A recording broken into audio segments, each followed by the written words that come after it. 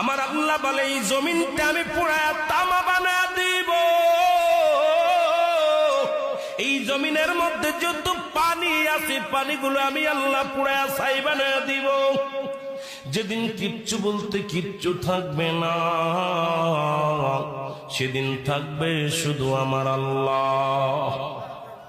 আজকে কার জন্য সুদ খাও, কার জন্য ঘুষ খাও, কার জন্য ব্যভিচার করো, কার জন্য অন্যায় করো রে মন, কার জন্য তোমরা এত বাহাদুরি করো। আরে আজকে একটা কথা বলতে গেলে কষ্ট হয়। এই জমিনটা আল্লাহ পুরায়া তামা বানায়া দিবে। এই জমিনের মাটিগুলো পুড়ে হবে তামা।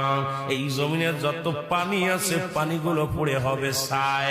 এই দুনিয়ার মধ্যে কিচ্ছু যেদিন থাকবে না, ওই তুরস্কের কত বাহাদুর, কত টাকাওয়ালা মিনিটের মধ্যে 30 সেকেন্ডের ভূমিকম্পে পথের ফকির হয়ে গেছে, রাস্তার ভিখারি হয়ে গেছে। আজকে তুমি দুনিয়ার মধ্যে কতই না মস্তানি করলা, এই দুনিয়ার কিচ্ছু নিয়ে যেতে পারবা না।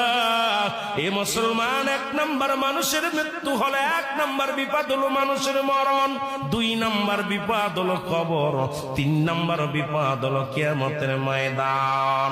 একবার কেন চিন্তা করো না রে মন, একবার 1 নাম্বার মরণ, 1 নাম্বার বিপদ হলো মানুষের মরণ।